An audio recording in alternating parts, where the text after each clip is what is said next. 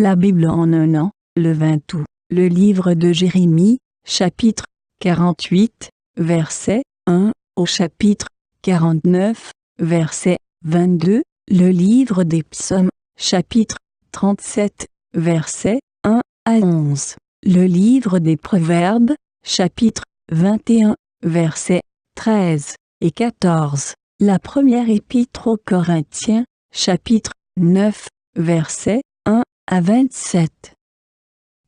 Jérémie, chapitre 48. Sur Moab. Ainsi parle l'Éternel des armées, le Dieu d'Israël. Malheur à Nebo, car elle est ravagée. Kirjataïm est confuse, elle est prise. Misgab est confuse, elle est brisée. Elle n'est plus la gloire de Moab. À Hesbon, on médite sa perte.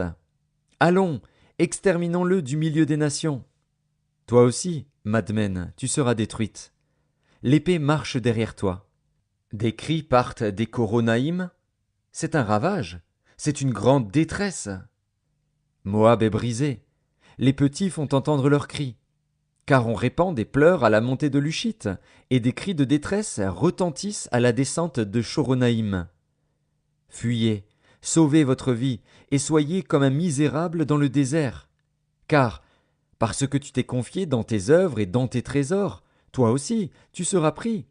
Et Kémosh s'en ira en captivité, avec ses prêtres et avec ses chefs. Le dévastateur entrera dans chaque ville, et aucune ville n'échappera. La vallée périra et la plaine sera détruite, comme l'Éternel l'a dit. Donnez des ailes à Moab, et qu'il parte au vol. Ces villes seront réduites au désert, elles n'auront plus d'habitants. Maudit soit celui qui fait avec négligence l'œuvre de l'Éternel, maudit soit celui qui éloigne son épée du carnage. Moab était tranquille depuis sa jeunesse, il reposait sur sa lie, il n'était pas vidé d'un vase dans un autre, et il n'allait pas en captivité. Aussi son goût lui est resté, et son odeur ne s'est pas changée. C'est pourquoi voici, les jours viennent, dit l'Éternel, où je lui enverrai des gens qui le transvaseront. Ils videront ses vases, et feront sauter ses outres. Moab aura honte de Kémosh, comme la maison d'Israël a eu honte de Béthel, qui la remplissait de confiance. Comment pouvez-vous dire, nous sommes de vaillants hommes, des soldats prêts à combattre?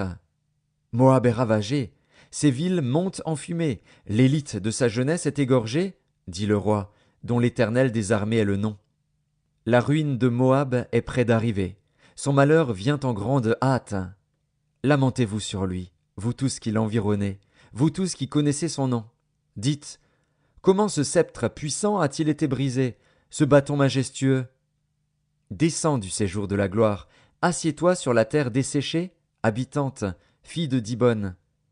Car le dévastateur de Moab monte contre toi, il détruit tes forteresses. Tiens-toi sur le chemin, et regarde, habitante d'Aroër. Interroge le fuyard, le réchappé, demande, qu'est-il arrivé? Moab est confus, car il est brisé. Poussez des gémissements et des cris. Publiez sur l'Arnon que Moab est ravagé. Le châtiment est venu sur le pays de la plaine, sur Holon, sur Jahatz, sur Méphat, sur Dibon, sur Nebo, sur Beth Diblataïm, sur Kirjataïm, sur Beth Gamul, sur Beth Méon, sur Kérijot, sur Botsra, sur toutes les villes du pays de Moab, éloignées et proches. La force de Moab est abattue, et son bras est brisé, dit l'Éternel. Enivrez-le, car il s'est élevé contre l'Éternel. Que Moab se roule dans son vomissement, et qu'il devienne aussi un objet de raillerie. Israël n'a-t-il pas été pour toi un objet de raillerie? Avait-il donc été surpris parmi les voleurs, pour que tu ne parles de lui qu'en secouant la tête? Abandonnez les villes, et demeurez dans les rochers, habitants de Moab. Soyez comme les colombes, qui font leur nid sur le flanc des cavernes. Nous connaissons l'orgueil du superbe Moab, sa hauteur, sa fierté, son arrogance et son cœur altier. Je connais, dit l'Éternel, sa présomption et ses vains discours, et ses œuvres de néant. C'est pourquoi je gémis sur Moab, je gémis sur tout Moab. On soupire pour les gens de Kir-Hérès. Vigne de Sibma, je pleure sur toi plus que sur Jaézer. Tes rameaux allaient au-delà de la mer, ils s'étendaient jusqu'à la mer de Jaézer. Le dévastateur s'est jeté sur ta récolte et sur ta vendange. La joie et l'allégresse ont disparu des campagnes et du pays de Moab. J'ai fait tarir le vin dans les cuves. On ne foule plus gaiement au pressoir. Il y a des cris de guerre et non des cris de joie. Les cris de Hesbon retentissent jusqu'à Éléalé, et ils font entendre leur voix jusqu'à Jahatz, depuis Tsoar jusqu'à Coronaïm, jusqu'à Églat chez Lishija, car les eaux de Nimrin sont aussi ravagées. Je veux en finir dans Moab, dit l'Éternel, avec celui qui monte sur les hauts lieux et qui offre de l'encens à son Dieu.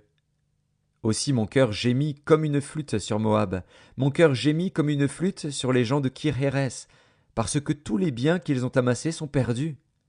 Car toutes les têtes sont rasées, toutes les barbes sont coupées. Sur toutes les mains il y a des incisions, et sur les reins des sacs.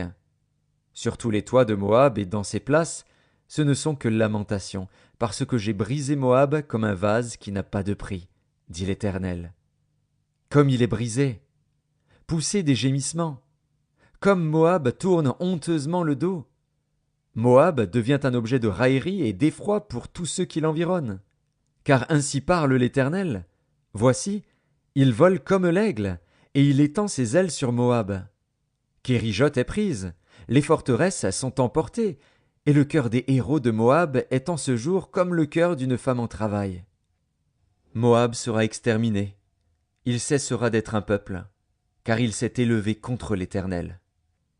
La terreur, la fosse et le filet sont sur toi, habitant de Moab, dit l'Éternel. Celui qui fuit devant la terreur tombe dans la fosse, et celui qui remonte de la fosse se prend au filet. Car je fais venir sur lui, sur Moab, l'année de son châtiment, dit l'Éternel. À l'ombre de Hesbon, les fuyards s'arrêtent épuisés. Mais il sort un feu de Hesbon, une flamme du milieu de Sion. Elle dévore les flancs de Moab, et le sommet de la tête des fils du tumulte. Malheur à toi, Moab. Le peuple de Kémosh est perdu, car tes fils sont emmenés captifs, et tes filles captives.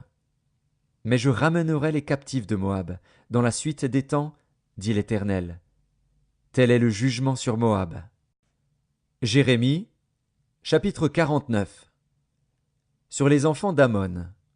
Ainsi parle l'Éternel, Israël n'a-t-il point de fils? N'a-t-il point d'héritier? Pourquoi Malcolm possède-t-il Gad, et son peuple habite-t-il ces villes? C'est pourquoi voici, les jours viennent, dit l'Éternel, où je ferai retentir le cri de guerre contre Rabat des enfants d'Ammon. Elle deviendra un monceau de ruines, et les villes de son ressort seront consumées par le feu. Alors Israël chassera ceux qui l'avaient chassé, dit l'Éternel. Pousse des gémissements, Hesbon, car Haï est ravagé.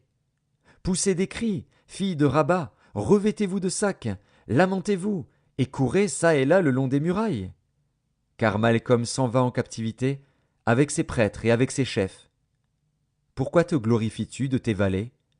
Ta vallée se fond, fille rebelle, qui te confiait dans tes trésors. Qui viendra contre moi? Voici, je fais venir sur toi la terreur, dit le Seigneur, l'Éternel des armées, elle viendra de tous tes alentours.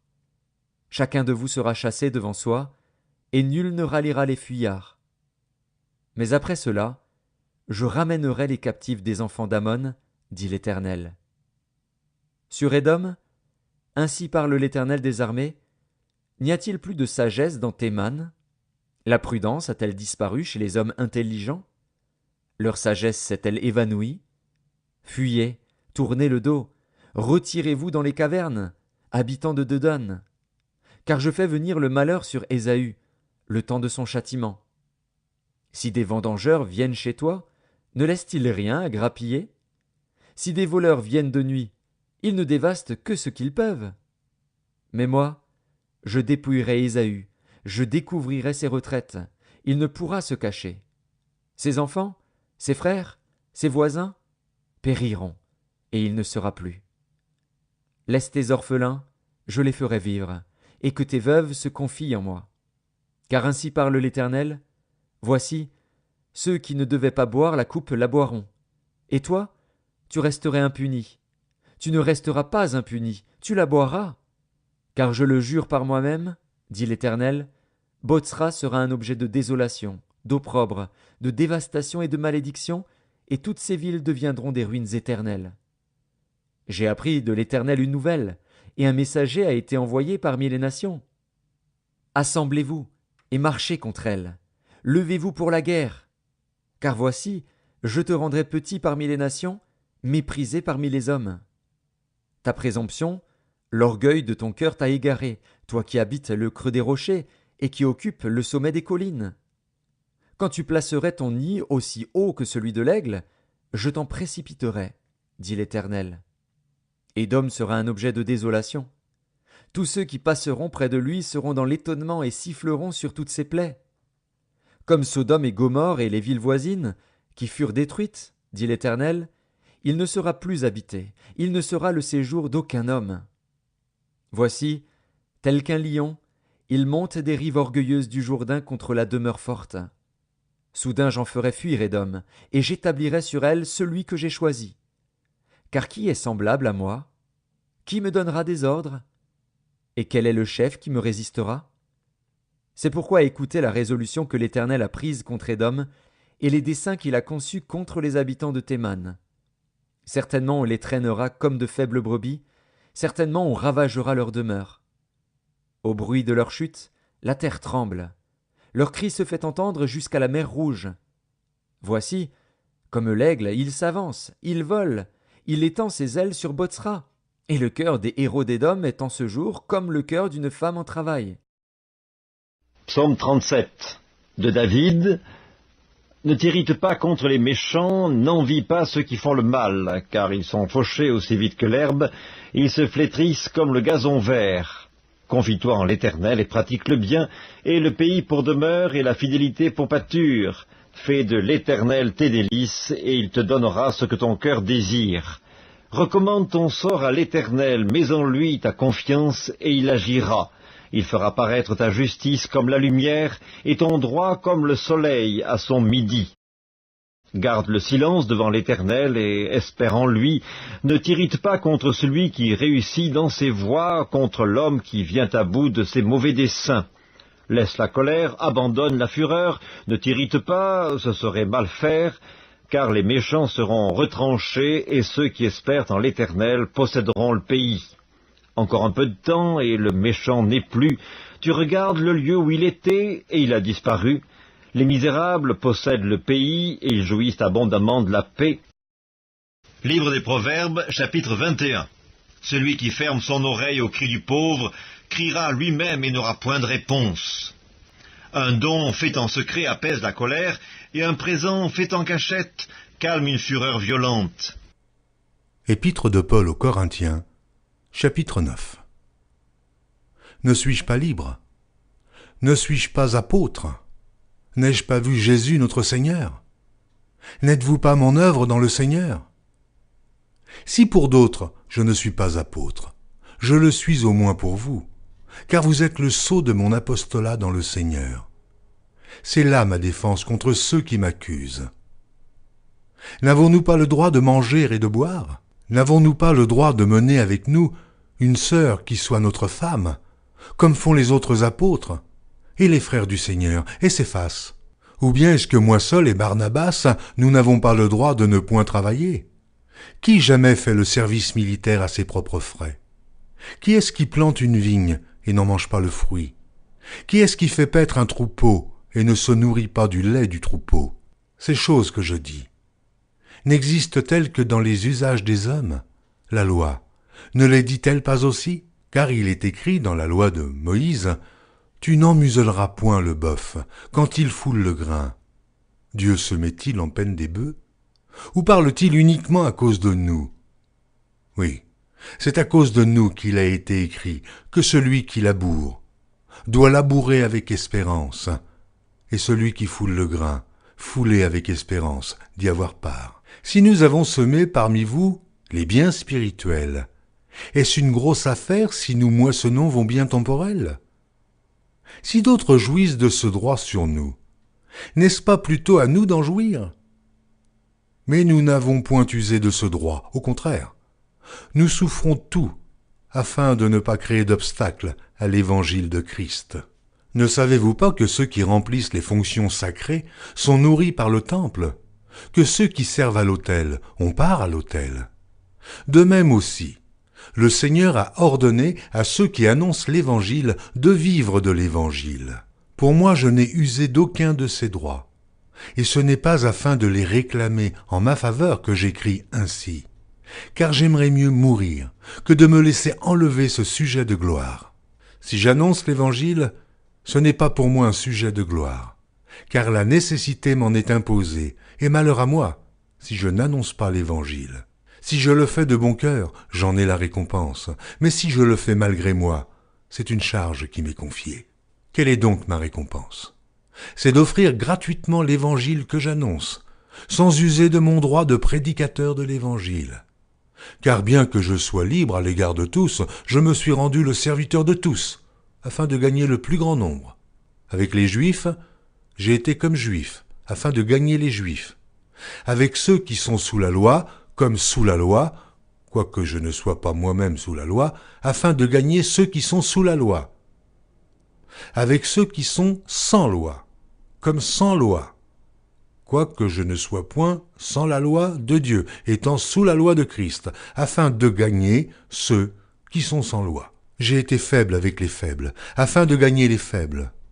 Je me suis fait tout à tous, afin d'en sauver de toute manière quelques-uns. Je fais tout à cause de l'Évangile, afin d'y avoir part.